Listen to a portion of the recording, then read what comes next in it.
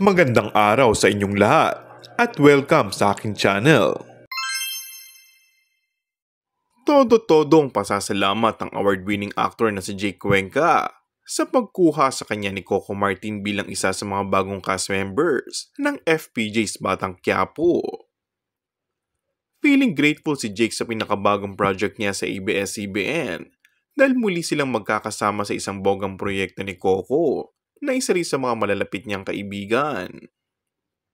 Binalikan din ni Jake ang araw na makatanggap siya ng tawag mula sa team ni Coco na papasok na siya sa hit series ng Kapamilya Network.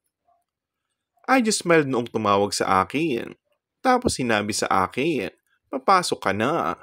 Kasi nag-flashback sa akin na magkasama kami ni Coco sa tayong dalawa.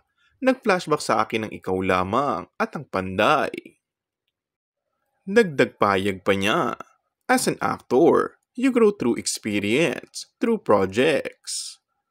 I'm just excited to experience the best version of Coco Martin. And I'm excited to experience the best version of all the actors here. And thank you. Aniya pa.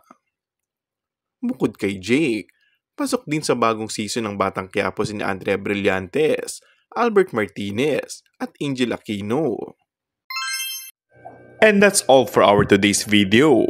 Kung bago ka lang sa aking channel ay mag-subscribe at pindutin na rin ang notification bell. Maraming salamat!